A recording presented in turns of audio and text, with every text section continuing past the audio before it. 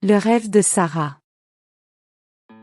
Je m'appelle Sarah, et je viens d'un petit village niché au cœur des montagnes. Un endroit où les jours se suivent au rythme des saisons.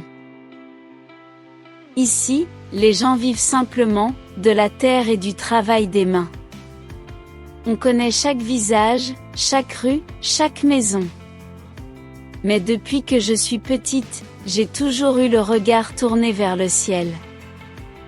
Tandis que mes amis jouaient dans les champs, moi, je rêvais de nuages et d'horizons lointains. Le rêve de voler m'accompagnait partout. Je pouvais passer des heures allongées dans l'herbe, à observer les avions tracer leurs lignes blanches au-dessus des montagnes. Je me demandais où ces avions allaient, quel pays ils traversaient, quelles aventures vivaient les personnes à bord. Pour moi, voler était une forme de liberté ultime. Je voulais aller au-delà des collines, au-delà des frontières visibles, et découvrir le monde vu d'en haut. Mais dans mon village, personne ne comprenait vraiment cette passion. Un pilote? Mais pourquoi? Tu pourrais rester ici. Aider ta famille, trouver un travail stable, disaient souvent les voisins et même certains membres de ma famille. On ne voyait pas le monde au-delà du village.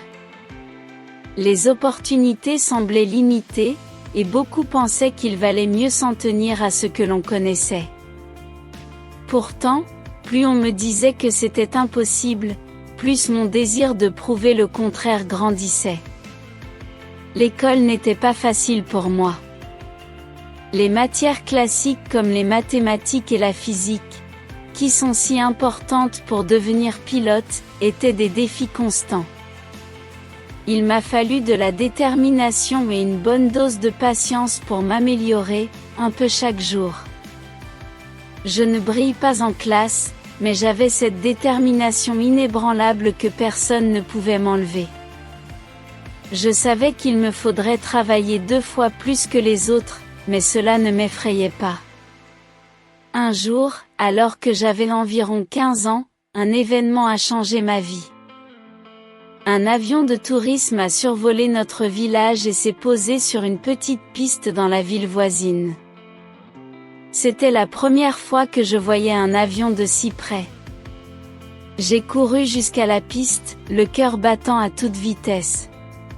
Le pilote, un homme d'une 40 ans, a remarqué mon enthousiasme et m'a proposé de monter dans le cockpit. C'était un moment inoubliable.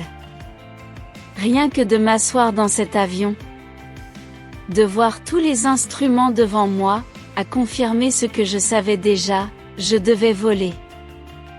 À partir de ce jour, j'ai commencé à travailler pour économiser de l'argent. Chaque été, je trouvais des petits boulots. Que ce soit dans les fermes locales ou en aidant dans les commerces du village. J'ai également commencé à vendre des pâtisseries que je faisais moi-même. Mes journées étaient remplies. Mais chaque pièce que je mettais de côté me rapprochait de mon rêve.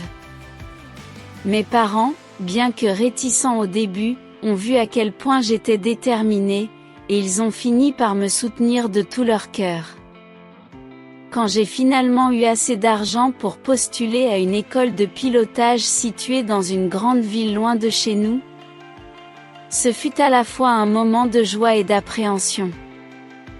Partir loin de ma famille et de tout ce que je connaissais me terrifiait, mais je savais que c'était le seul moyen de réaliser mon rêve. La vie en ville était complètement différente. Tout était plus rapide, plus grand, plus bruyant. Je me sentais parfois perdue, comme une étrangère dans ce nouvel environnement. Les autres étudiants de l'école de pilotage venaient de milieux plus aisés, certains avaient même grandi autour des avions. Moi, j'étais la fille du village, celle qui n'avait jamais quitté ces montagnes. Mais cela ne m'a pas arrêtée. J'avais l'impression que chaque obstacle sur mon chemin n'était qu'un test de ma détermination. Les premiers mois à l'école de pilotage ont été parmi les plus durs de ma vie. Il y avait tellement de choses à apprendre, les mécanismes des avions, les calculs précis, la météo, la navigation. Chaque jour, je rentrais épuisé, le cerveau plein d'informations. J'avais des doutes. Parfois, je me demandais si j'étais vraiment faite pour cela. Mais à chaque fois que je voulais baisser les bras, je me souvenais de cet avion qui avait survolé mon village et de cette petite fille qui rêvait de toucher les nuages. Finalement, après des mois de travail acharné, le grand jour arriva, mon premier vol en solo. C'était une matinée claire, le ciel était dégagé, et une légère brise soufflait. Je me souviens encore de ce mélange d'excitation et de peur alors que je montais dans l'avion.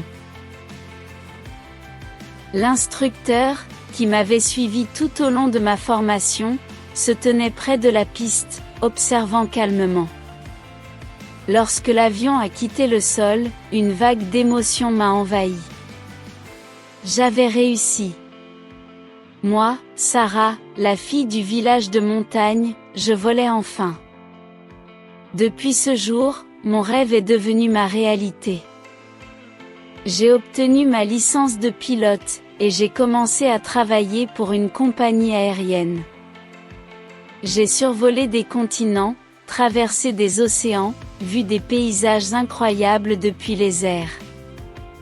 Chaque fois que je prends les commandes d'un avion, je pense à mon village, à mes parents, et à tous ceux qui m'ont soutenu ou douté de moi.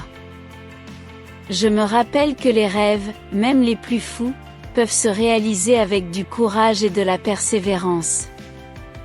Aujourd'hui, quand je survole les montagnes, je repense à cette petite fille qui regardait les avions passer dans le ciel. J'espère qu'à travers mon histoire, d'autres comprendront que les limites que l'on nous impose ne sont pas définitives. Ce qui compte, ce n'est pas d'où l'on vient, mais où l'on veut aller. J'avais réussi. Moi, Sarah, la fille du village de montagne, je volais enfin. Suivez-nous pour apprendre le français à travers des histoires comme celle de Sarah. Instagram et YouTube. @CDL, LCS Canada. Que Dieu vous bénisse.